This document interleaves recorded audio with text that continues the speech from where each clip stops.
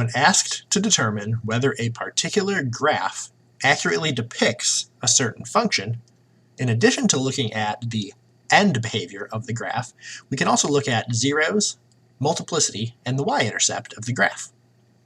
Take, for example, f of x is equal to x plus 1 squared times x minus 2 cubed times x minus 1.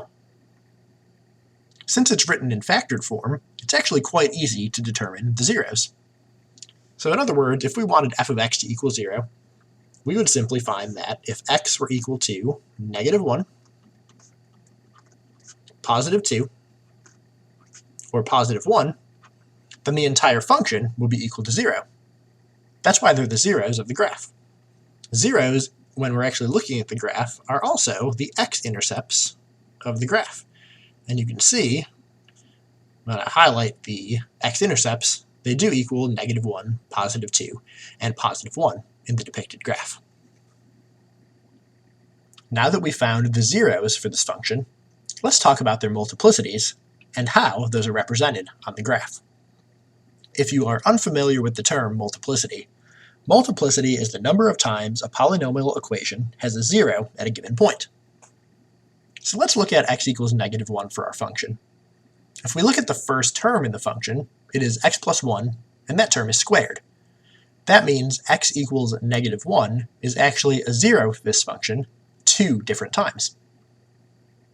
Likewise, at x equals 2, we have a multiplicity of 3, because that x minus 2 term is cubed in the original function. Now what does this mean?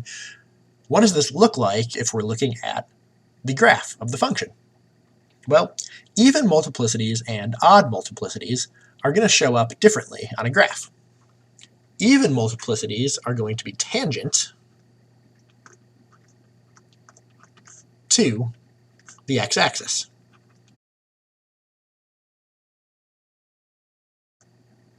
On the other hand, at odd multiplicities, we actually pass through the x-axis.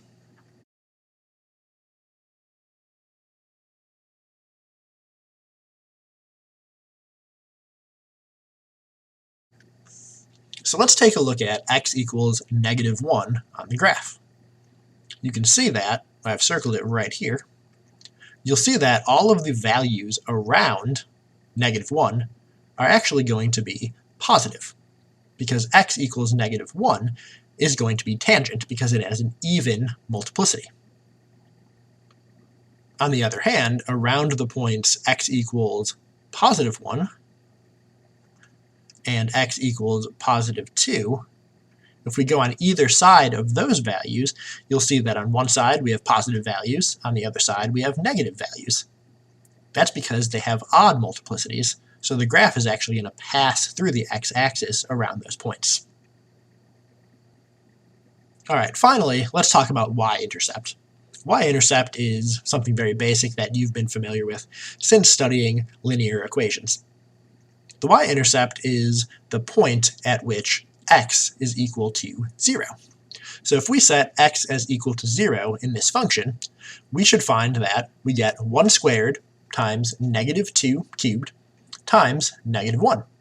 In other words, we get the y-intercept is 8. We can see in the graph at 0, 8, we do in fact have a point. So, in summary, when we are evaluating a graph for a polynomial, in addition to the end behaviors, which is covered in a previous video, if we look at the zeros and we evaluate whether they are even or odd multiplicities, and if we look at the y-intercept, we can get a pretty good idea of what a graph looks like.